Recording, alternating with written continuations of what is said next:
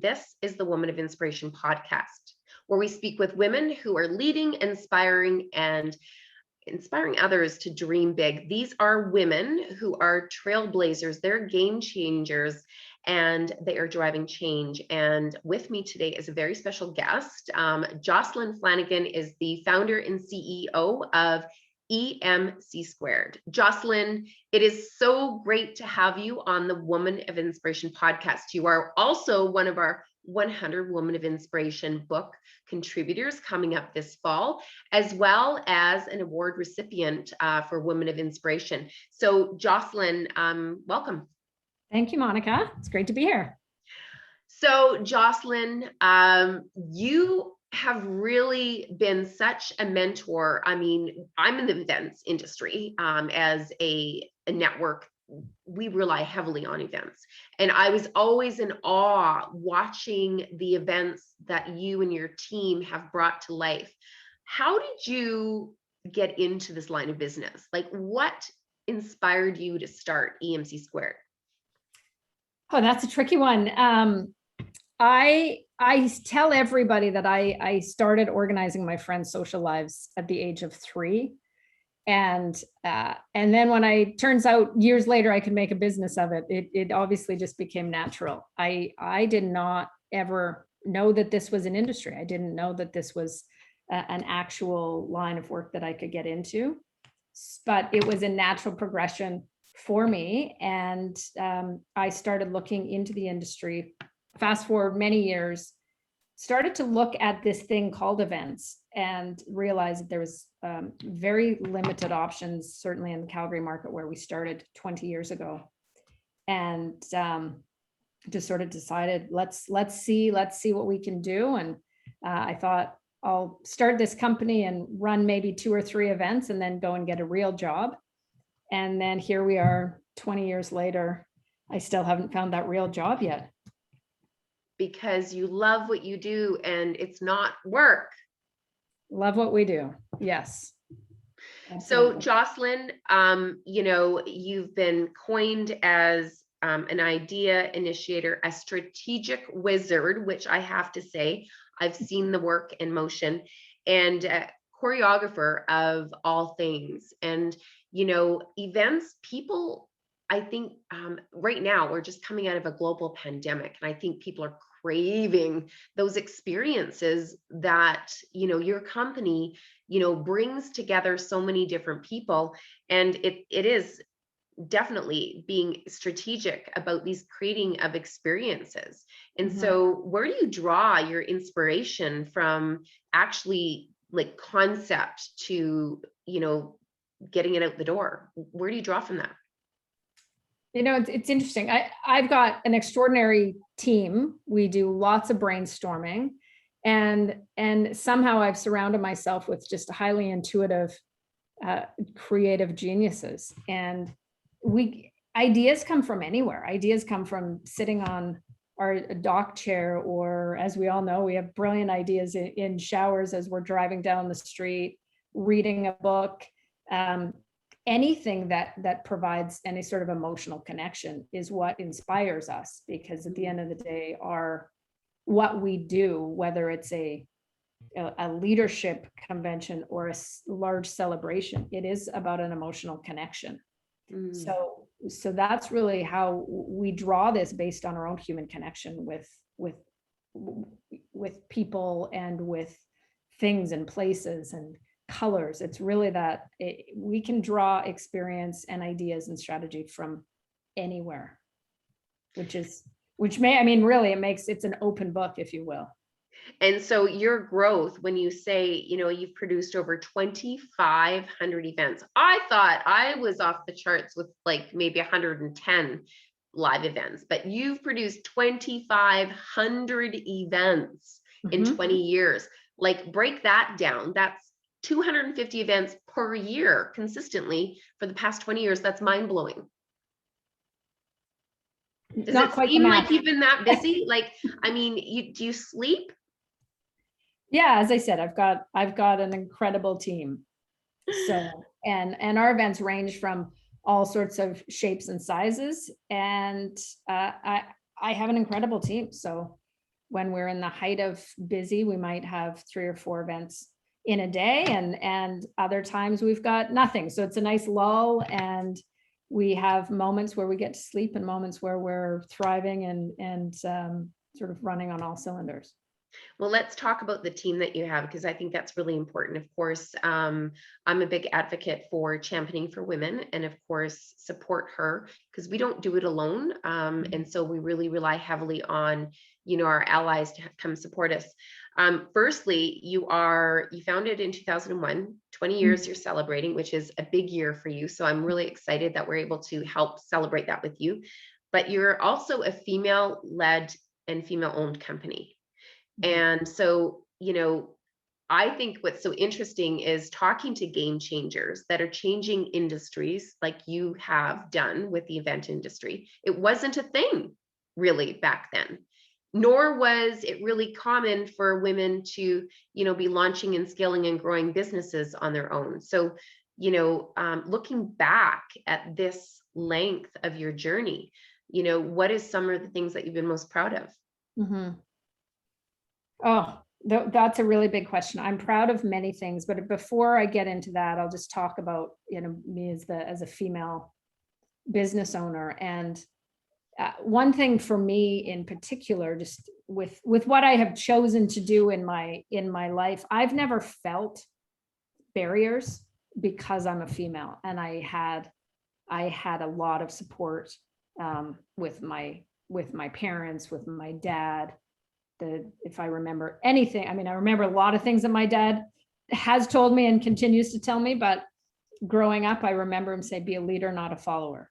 Be a leader, not a follower. And I woke up with that mantra, as if he were telling me that every day. And so it was not really an option for me.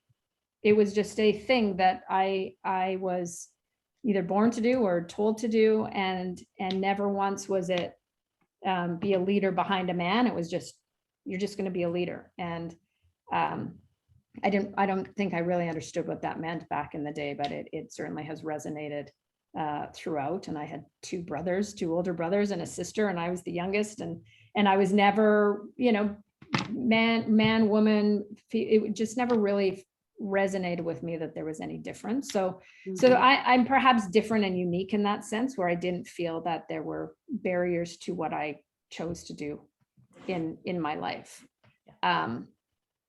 So, and I think, again, because I've had so much support in everything that I've done along the way, so when it took me a long time actually to step out of my own world and my own sense of normalcy to realize that I was unique in that way, and that there in fact have been barriers for women in becoming entrepreneurs and in business and in general.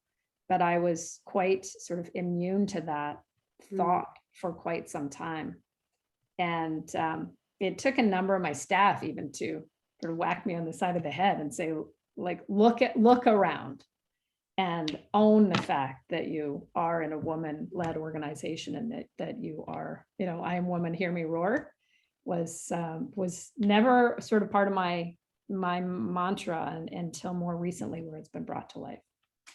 Well, I know we had a little jam session in the back room with Tina Turner, where you're simply the best. You are simply the best in your industry by far. You've created some really cool experiences. And for those that are listening that aren't familiar with your work that you've done, maybe you can just share a little bit about some of these, projects that you've been involved with, that you are really super proud about, that you've brought to life, that have really impacted lives and really featured businesses to be the best at what they are doing, but also brought people together. So,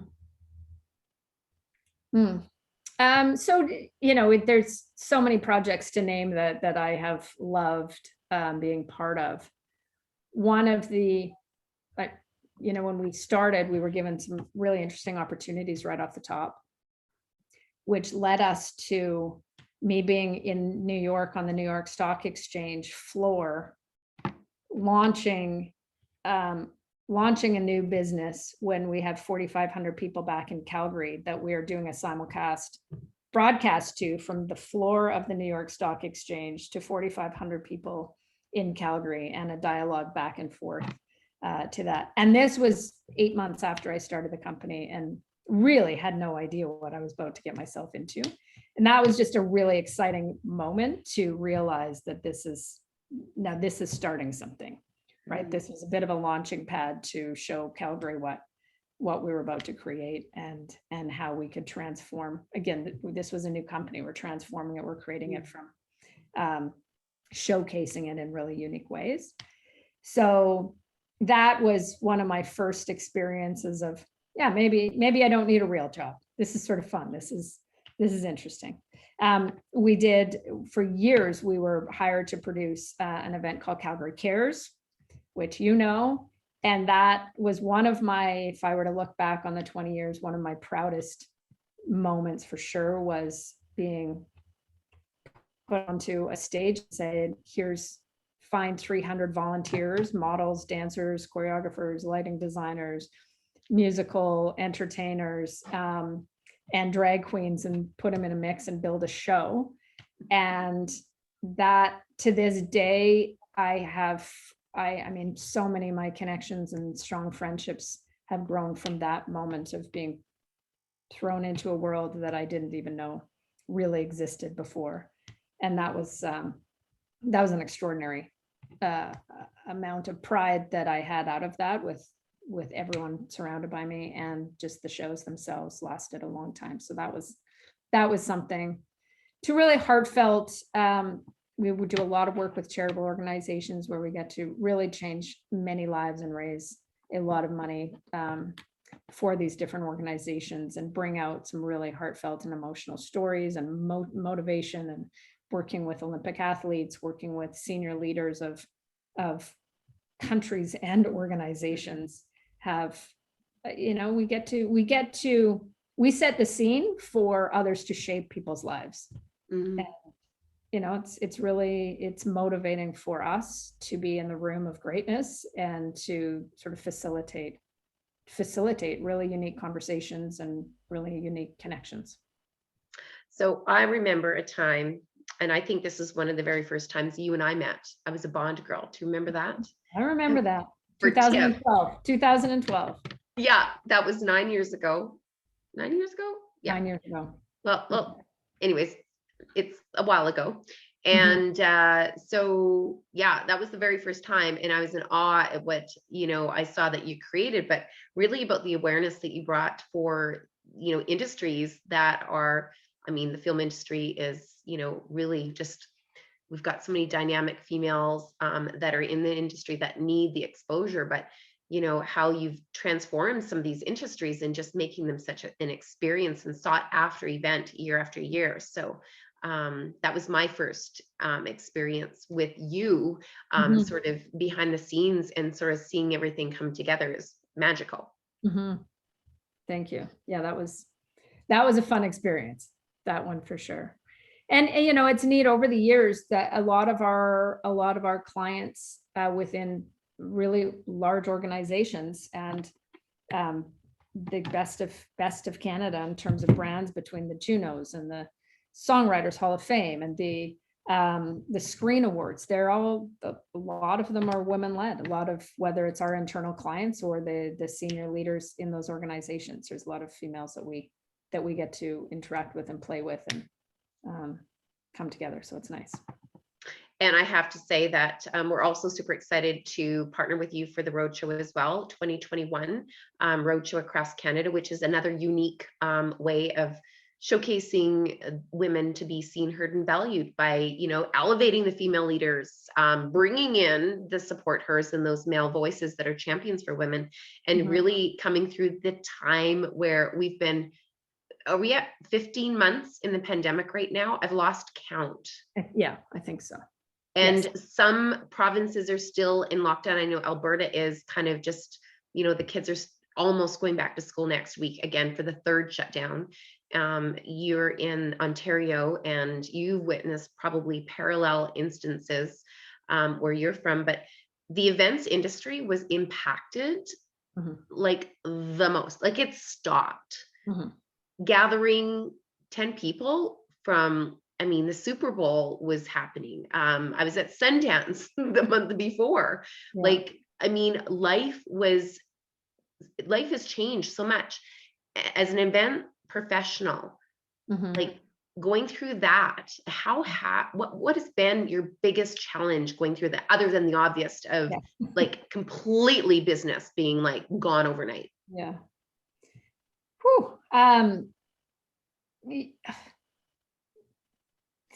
Well, so I mean, there's so many things done layer there in terms of the last 15 months. We had 12 events cancel in 24 hours on March the 12th. And, obviously life, as everybody knew, it changed. And that was, it was certainly devastating.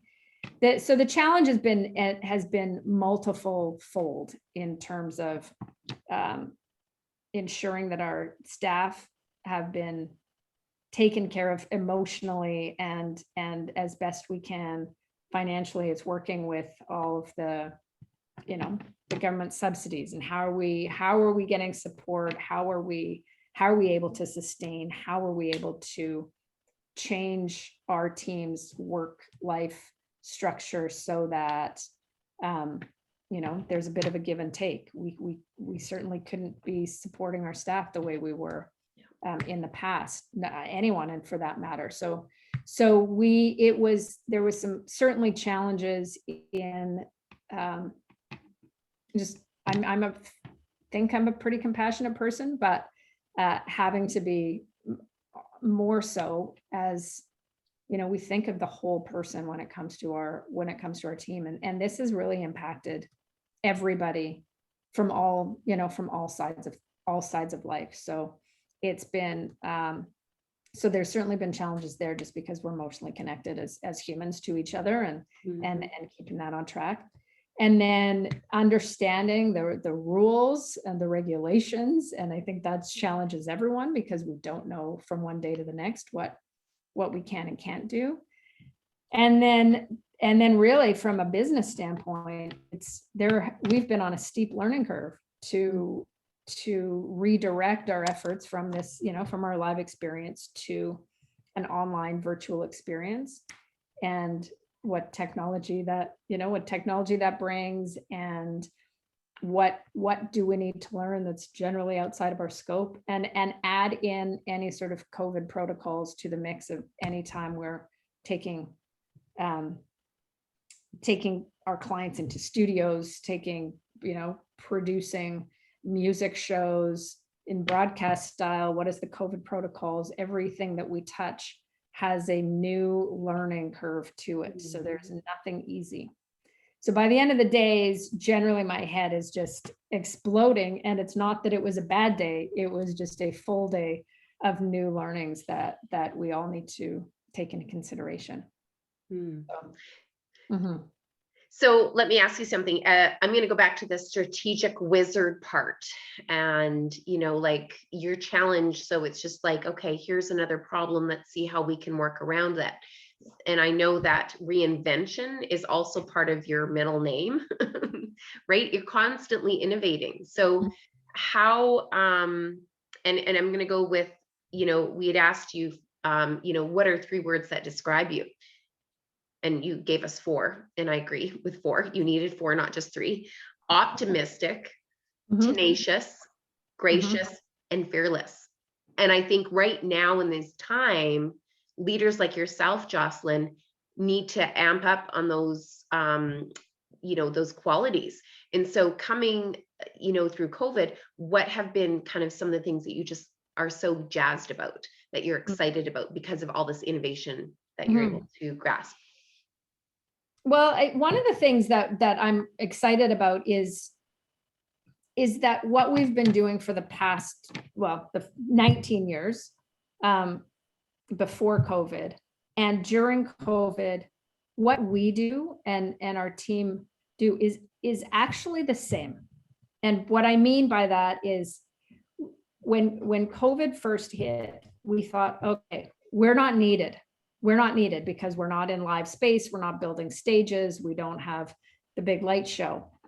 But that's not what we, that's how we do our job, but it's not what we do. And what we realized is, no, we are needed because we're storytellers, we're human connectors, we're emotional sort of connoisseurs, and we just have to do it in a different way. So what we do is the same as it was 2 years ago as it is now. How we do it is different. So when we had that aha moment that came probably in June last year, because we had a few months of what are we doing? And then it was really, no, wait a second. What we do is the same. How we do it is different. And that was a really inspiring sort of aha moment that we step back and say, okay, we're still great at this. Our team is still very innovative and strategic in this particular skill set. So that was an excellent way for us to sort of regroup and move on and know that there was a future ahead of us, whether it's all digital or whether it's live. Yeah.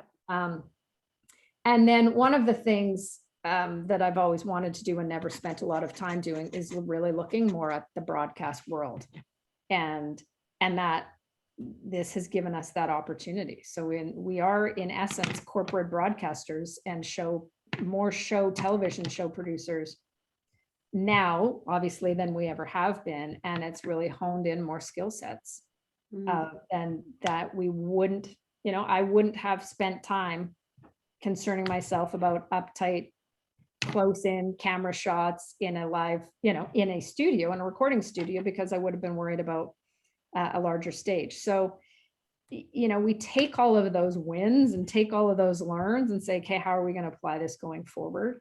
And really interesting relationships that we've been able to gain. We just produced the Canadian Screen Awards this past week, and we were put in front of new partners now that we'll partner up with out of Montreal, and the most creative minds that I've met in 20 years. And it's really exciting for us to say, okay, there's so many wins here. There's so many learns and opportunities that we're never going to look the same. We're going to look different. We're going to look better because of all these things.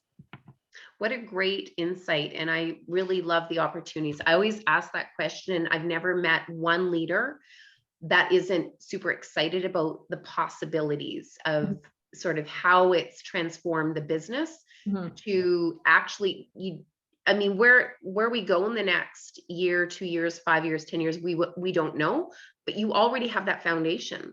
What you've done is now sped up the innovation to actually add those lines of business while still creating those experiences for people. So I get super jazzed about that as well. And that's super exciting, but great to hear. There's so many questions. That doesn't take away from how, it's been hard. It's been, all of those things. This has not been a bed of roses of, yay, there's so much to learn. It's obviously been a hard struggle, and I don't want to forget that.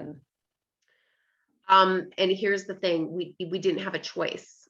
There was no choice, right. But that's what resilience is you're given an experience, and it's how you choose to react, which is the most important thing. And you're reacting to take the high road. And I have to say, it has been, there is no word to describe how it's impacted the world of live events. And so, yes, you've done a great job reinventing, is what I'm going to say. So I want to get back to some other stuff that the listeners and viewers might not know. A couple other things. You've recorded your own song. So, so you sing, you actually perform, and not only on the stage with a microphone, but talk a little bit about some things that really fuel your passion, figure skating. How does that all work into this? Okay. Well, first of all, let's be real. I can strum a few chords on a guitar and sing a little bit. It isn't. It's not a regular thing that I do. I wish it were, but it's not. So that's just an aside. Well, I was a figure skater. So this is, a lot of actually how I work and contribute, and how I even come up with some of these ideas comes from ice dancing, years of ice dancing, and choreography and things like that. I certainly have a discipline set in me because of my figure skating training. And yeah, I think there's so many things that came out of my skating world, if you will. That was many years ago now, but a lot of life lessons have come out of that.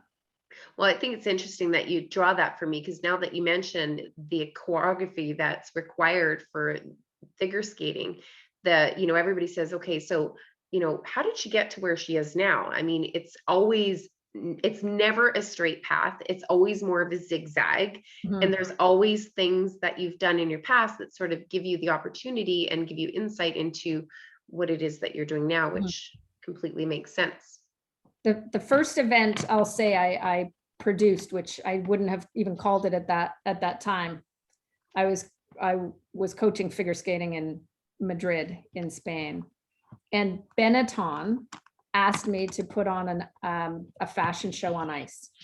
So that was my foyer into the event world, if you will, is I produced this fashion show for Benetton with my skaters in Madrid. It was fun.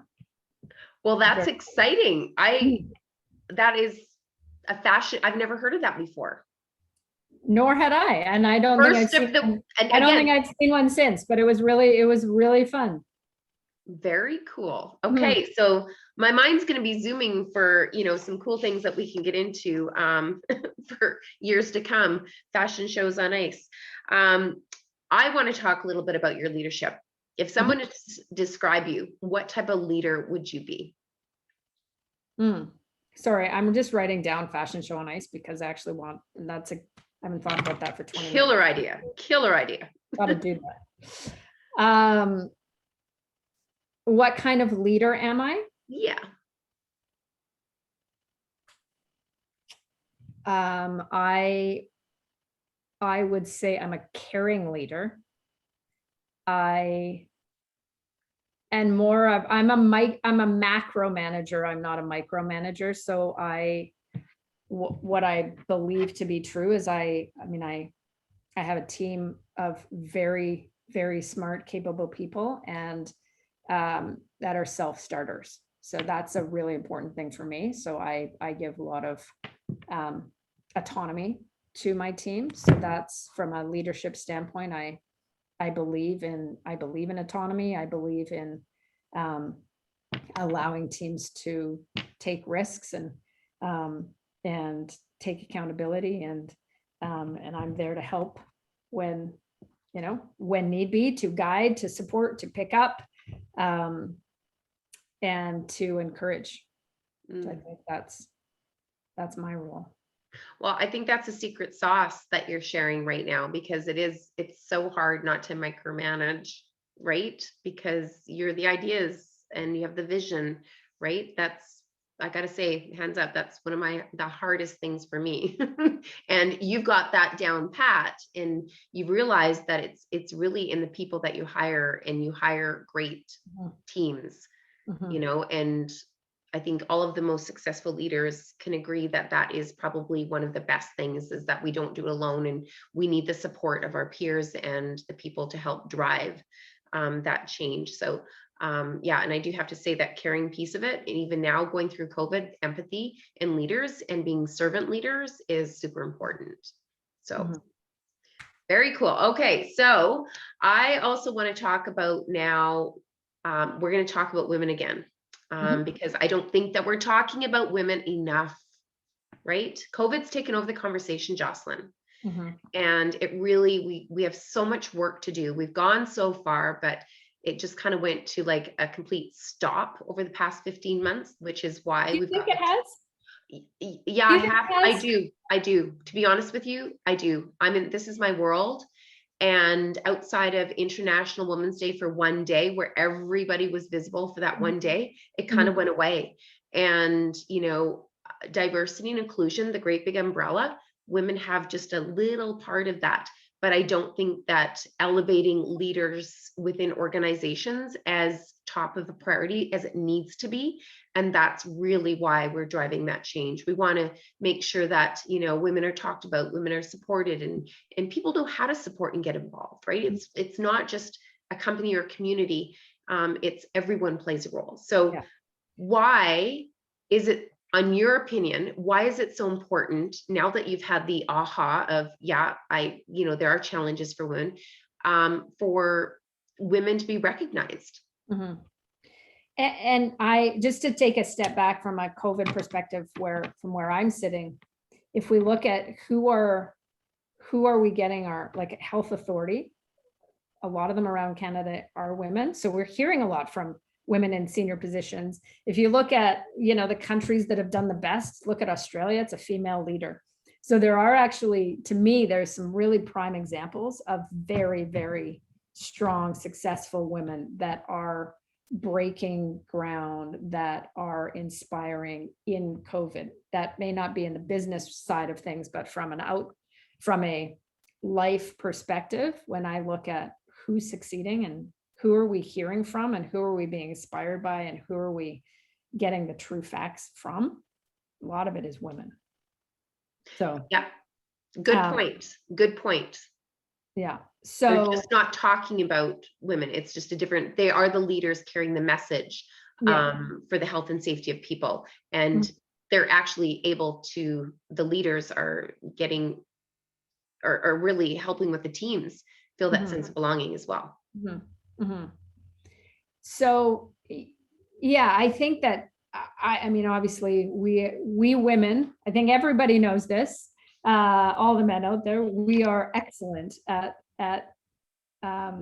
we are really great at multitasking, and we are great at driving agendas forward. And I think obviously that's just been missed for a long time, and it is true. We can do many things, and we can do them well, and we have such a strength to us, as you can attest to, and you are very strong-willed and strong. There are many strong females out there, and I think that the impact that us women have in the world is one needs to be noticed. And I do believe I do believe that we're on the right path, and I believe you are making waves in that on that stand. So, well, thank you. I call it positive disruption. I kind of like that term, positively disrupting, right? I think that's the only way that you get change. And I just pressed send on a newsletter before I sat down with you, and it was, no is not an option. Not taking action is not an option, right? And I think that word action just needs to happen more, and left talk, more on the gas pedal, right? To make that change. So I'm going to talk about, we have, just a couple more things here, and it wouldn't be a Woman of Inspiration podcast. You are a woman of inspiration, but what is your definition of a woman of inspiration?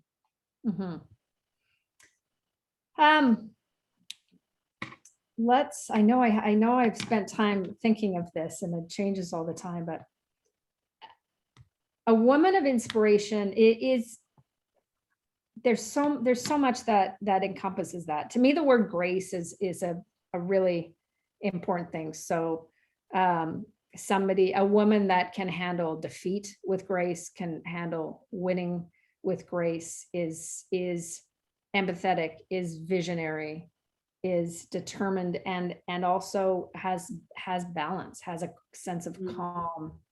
And I mean, what we all aspire to be isn't that what we aspire to be? Just really have it all. But I think it's just, to me, I'm inspired by women that are inspired.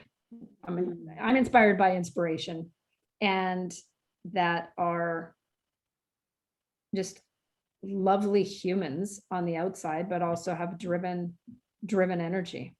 But that, to me, it's not about working hard all the time. It's just about this beautiful balance of friends, of career, of love, of compassion, and Well, I think it's very large definition. It is a large one, and it's a hard question. It is never an easy answer. And as you say, it does change Mhm. right? Your definition changes because you meet somebody, you're like, wow, you're so inspiring to me. And you're like, but they have something, that je ne sais, that's Mhm. aura around them that they're change makers, right? And so I think it does change, right? Mhm. But gracious, kind people that are, driving, and it's not that they haven't had, they've overcome barriers, Mhm. right?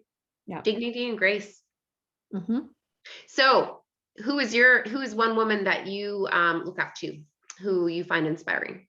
If you could do a shout out to one woman, who would you say is your woman of inspiration? Well, I know I wrote this down for our writing. My every time I think about this, it comes back to my skating coach, who I don't see very regularly at all. But she taught me so many things, and if I could have a woman that embodies inspiration and grace, it's Mary Jane Stone, who shaped my life for many years. And she made me want to be a better human. She made me want to work hard. She gave me leeway to be creative, to fall and feel that I was going to get up okay, to succeed and do it again with grace, and just to enjoy the moments. And Mm. I took a lot of how she coached me as a competitive athlete into my life, and I would like to think one day I'll be as kind and lovely as she was to me. Beautiful. Well, I hope Mary Jane will get an opportunity to read the book coming out in the fall, and also listen to this podcast, because I truly do believe that people are working hard, doing their job, inspiring others, but they have no idea of the ripple effect. And you just Yeah. perfectly articulated that. So super excited for her to hear this message. Fill up her bucket. Mm. So, Jocelyn, as we wrap up, I just want to ask, is there any last leadership words of wisdom that you would like to share with women? You've been a trailblazer in an industry where there wasn't the events industry. You created that. And now there's many in this industry, very successful. But what would you share as a word of wisdom to, some women that are just like, I'm on this transition road, I want to leap? What would Mhm. you say to her? To me, it's about having your eyes open, and not there's opportunities, abundant amount of opportunities around us if our heads are up and our eyes are open. And I think if we're too set on a determined outcome, we're closed off to too many opportunities that shape our way. And that, again, I think for me, I don't know how I became, how that was sort of instilled in me, but I do like the windy road. I think the windy road and the opportunity to, follow an opportunity and see where it might take us, and not being too set on what that landing is going to look like, is really important, because we just don't know what's around the corner, and it's exciting. And I have two favorite sayings. One is, opportunity dances with those who are already on the dance floor. So, and the second one is, leap and the bridge will appear. And to me, that is, again, something that I live by daily, is take a risk. The bridge will appear. What it looks like, we don't always know, but there is a bridge. It will land, and it will take you on the next journey. Well, those were great words to end with. I love that. I'm a leaper. I admit I love leaping. Embracing that fear is super exciting. Thank you so much for taking time out of your day to come chat with us today. And I really hope that the listeners enjoyed learning about your story and about what inspires you and what drives you. And I look forward to having really creating like some experiences and really driving an impact on the 2021 Roadshow with you. So any way that if there's people that are listening or viewing or want to get a hold of and find out more about EMC Squared or anything about your team and what it is that you're doing, how can they reach you? Best on our website, emc2events.com. Awesome. Well, Jocelyn, thank you again for being such a great podcast host. Yes? I said thank you very much. Oh, you're welcome. And I look forward to having you back after we wrap up the roadshow. Right. Me too. Awesome. Take care. Have a great day. And again, for those of you watching, if you did enjoy our show, we really encourage you to share the Woman of Inspiration podcast. And of course, stay tuned for the roadshow coming up this fall to a city near you.